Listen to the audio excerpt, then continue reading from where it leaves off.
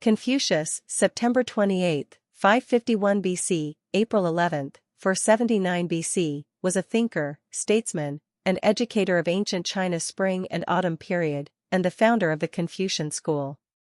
Yuan Wuzong, the third emperor of the Yuan dynasty of China and the seventh great Khan of the Mongol Empire, August 4, 1281 to January 27, 1311, once praised Confucius, saying, "Without Confucius, the teachings of the sages before him would not have been passed down, and without Confucius, the sages after him would not have found a model to follow." This shows that Confucius is regarded as the most authoritative philosophical figure in East Asian history and culture, honored as a sage. Spring and Autumn Period, 770 to 476 BC. During this time, the Zhou royal court was politically corrupt, the feudal lords rebelled and fought one another, wars were frequent, and the common people lived in misery.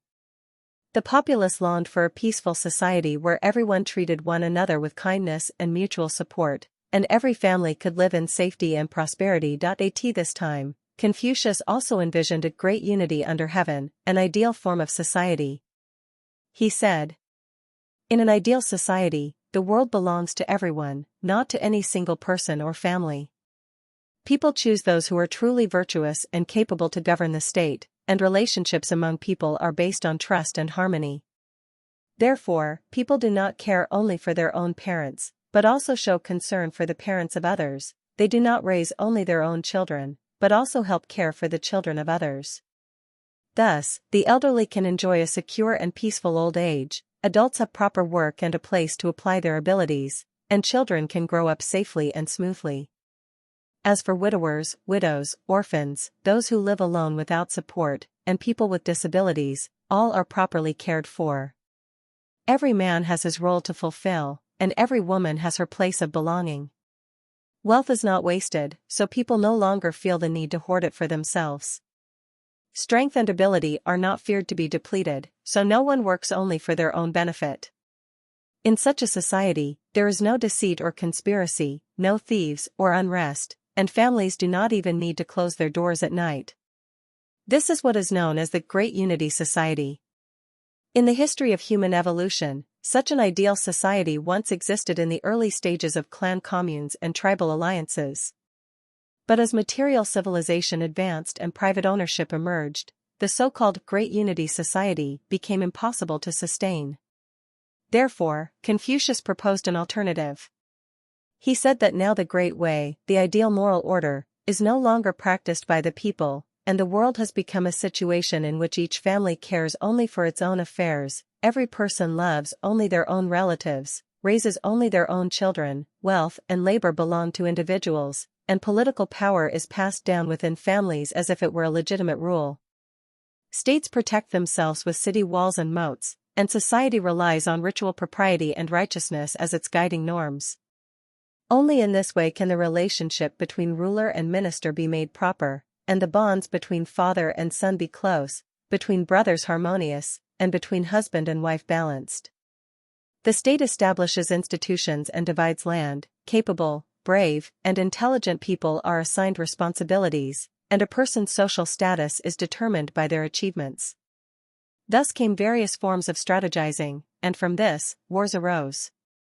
In history, Yu, Tang, King Wen, King Wu, King Qing, and the Duke of Zhou were all selected in this way as virtuous leaders.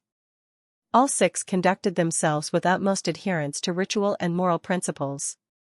They used propriety and righteousness to uphold moral order, employed ritual law to test sincerity and integrity, punished those who committed wrongs, rewarded the benevolent, and praised those who understood humility and self-restraint, thereby helping the people recognize that society must have clear standards and norms. If someone failed to act according to these institutions, those in power would be removed from office, and the people would regard them as a source of harm. This era was called Lesser Prosperity, Shaokong. More than 2,500 years ago, Confucius inherited the Chinese traditions of loyalty, filial piety, benevolence, and righteousness.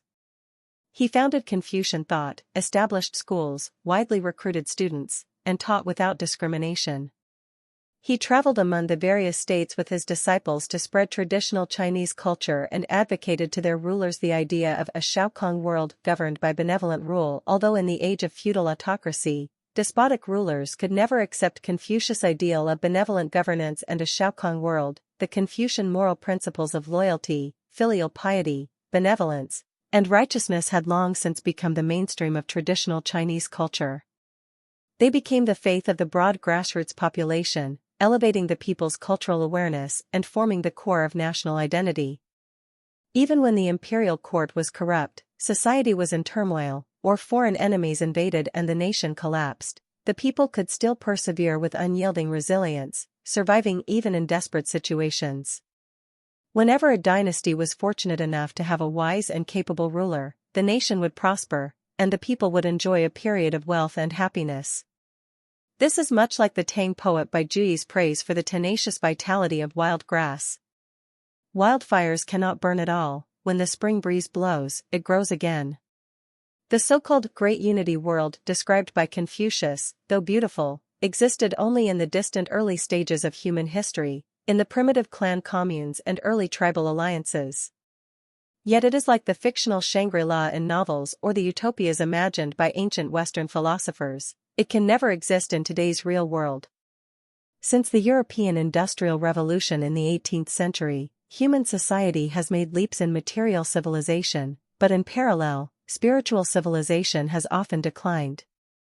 To compete for the rights to the wealth and benefits produced by material progress, various political forces engage in scheming, struggles, and even wars, just as Confucius predicted over 2,500 years ago when he spoke of the Shaokong era. And the schemes most capable of misleading the impoverished masses are none other than the various forms of large government, high welfare systems. Yet over the past century, there has been not a single successful case. Only some leaders have improved their own positions and become wealthy first, while the impoverished masses who follow them remain collectively poor, and in many cases, their living conditions become even more difficult. Quite clearly, simply put, large government, high welfare systems not only suppress the work enthusiasm of successful individuals and ambitious young people, thereby affecting national productivity, but also encourage the unreasonable abuse of government-provided benefits. Even more concerning, the control over vast wealth distribution can easily lead to government corruption, which is one of the reasons many democratic regimes in the Third World have collapsed. The great President George Washington and other founding figures chose for the United States a constitutional, democratic, republican form of government. In less than 200 years, this young nation surpassed all others to become the world's leading power. The superiority of America's political system is beyond doubt.